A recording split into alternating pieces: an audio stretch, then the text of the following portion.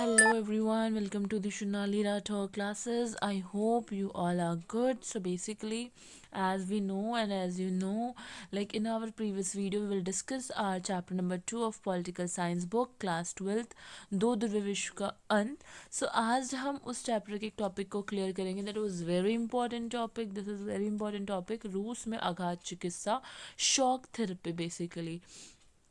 And if you have any doubts regarding the another topic for this chapter, so you can check the description box. I'll mention all the videos with the links, so you can check out all this and clear doubts from there. So yeah, let's start our today videos. रूस में आघात चिकित्सा, shock therapy.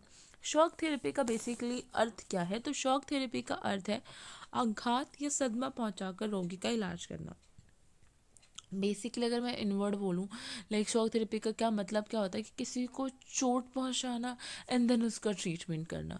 Okay, सो अब ये जो logic है ये Soviet संघ में कैसे लाइक यूज़ होता है या फिट होता है, लेट्स सी.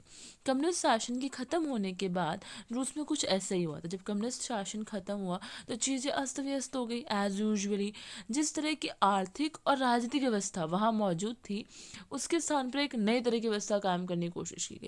मतलब यार, पहले जो मतलब चीज़ें फैली हुई है आपने उसको ठीक किया नहीं है और आप एक नई मतलब चीज़ लाना चाह रहे हो, तो दैट वाज इम्पॉसिबल, राइट. अभी तक रूस की कृषि भूमि और उद्योग धंधों पर सरकार का नियंत्रण था, जिसे साम्यवादी व्यवस्था कहा जाता था बेसिकली. जैसे कि हमें पता है अभी तक हम जो रूस में जो इकोनॉमिक था, जो सिस्टम था, वो समाजवाद पे बेस्ड था. जितनी भी रूस की कृषि भूमि हो गई, उद्योग हो गए, सब कुछ सरकार के अंडर था, बिकॉज समाजवादी व्यवस्था में यही होता है. परंतु अब इन्हें निजी नियंत्रण में लाया जा रहा था, जैसे पूंजीवादी व्यवस्था कहा जाता है. पर इन शॉर्ट क्या किया जा रहा था कि इन सारी चीज़ों को अब निजी नियंत्रण में लाया जा रहा था, जिसे हम एक तरीके से पूंजीवाद कहते हैं, ठीक है, जहाँ पे सिर्फ और सिर्फ प्रॉफिट्स को फर्स्ट प्रायोरिटी दी जाती है. तो इसी प्रकार अभी तक रूस में कम्युनिस्ट तानाशाही विद्यमान थी, पर अब वहाँ लोकतांत्रिक संस्थाएं कायम करनी थी. देखा जाए चीज़ें ख़त्म हो चुकी थी, लाइक देखा जाए तो अब कम्युनिस्ट सरकार नहीं थी और सब कुछ, बट कहीं ना कहीं एकदम से तो चीज़ें गायब होंगी नहीं. तो 10 to 20% वहाँ पे विद्यमान थी, पर अब वहाँ पे लोकतांत्रिक संस्थाएं कायम करनी थी. थोड़ी बहुत चीज़ें जो है वो अनसेटल दिख रही थी. तो इस प्रकार एक तरह से रूसी समाज और इसकी अर्थव्यवस्था की कायापलट की जानी थी, कि मतलब जो हमारा रूसी समाज है और जो भी इसकी अर्थव्यवस्था, जो भी इकोनॉमी है, उसको चेंज करना है, कायापलट करनी है, जिसे लाइक एंड जो भारी उथल पुथल का कारण बन गई, इसलिए इसे शॉक थेरेपी कहा जाता है. और मतलब ये पूरा चेंज देखा जाए तो ये चेंज करना काइंड ऑफ लाइक ओल्ड से जो न्यू वर्जन करना है, तो ये पूरा ही काफ़ी ज़्यादा उथल पुथल वाला था और काफ़ी ज़्यादा क्योस था. तो इसलिए जो है इस पूरी सिचुएशन को जो है शॉक थेरेपी का नाम दिया गया. ओके, तो बेसिकली ये था हमारा शॉक थेरेपी. कि if you want to click the pictures you can click it for your written notes. And मैं एक बार और इन शॉर्ट वे में क्लियर कर देती हूँ that what is a shock therapy. आघात पहुंचाकर उपचार करना.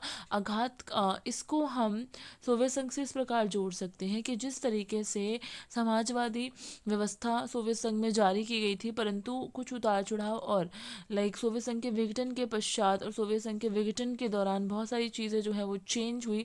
तो इससे जनता को और सरकार को ऐसा लगा कि उनको एक नई व्यवस्था की ज़रूरत है, एक नई लोकतांत्रिक व्यवस्था की ज़रूरत है. तो पुराने से नए की तरफ ये बदलाव करना, जिसके अंतर्गत उन्हें काफ़ी ज़्यादा उथल पुथल और काफ़ी ज़्यादा मुश्किल और दिक्कतों का सामना करना पड़ा, इस स्थिति को शॉक थेरेपी का नाम दिया गया basically. Yes, so this is our today topic. If you have any doubts, so you can comment me. And one more thing, like yeah, if you like this video, so like it and comment it basically about your views, and subscribe the channel for the another videos related to this chapter, related to another chapter also, and share with your friends. Okay, so meet in our next video. Still, bye bye, take care, thank you so much.